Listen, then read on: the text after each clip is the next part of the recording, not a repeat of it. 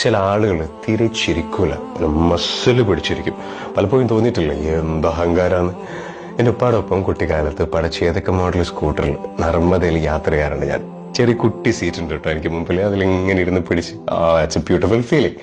അപ്പൊ ആളുകളോടൊക്കെ ചിരിക്കും, അങ്ങനെ ചിരിച്ച് അസ്സലാമു അലൈക്കും, ഹലോ. ഇതാണ് ഉപ്പാടെ ക്യാരക്ടർ.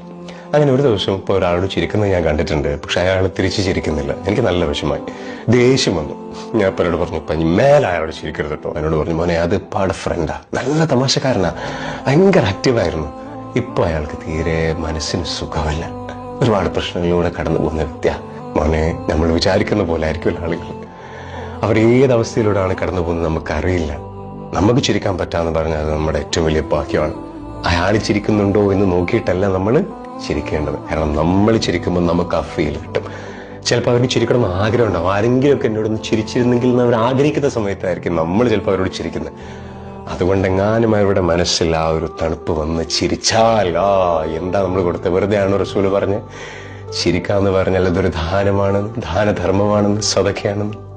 Smile always. ആളുകൾക്ക് ആ ഒരു തണുപ്പ് നമ്മളിലൂടെ കിട്ടിയാലോ.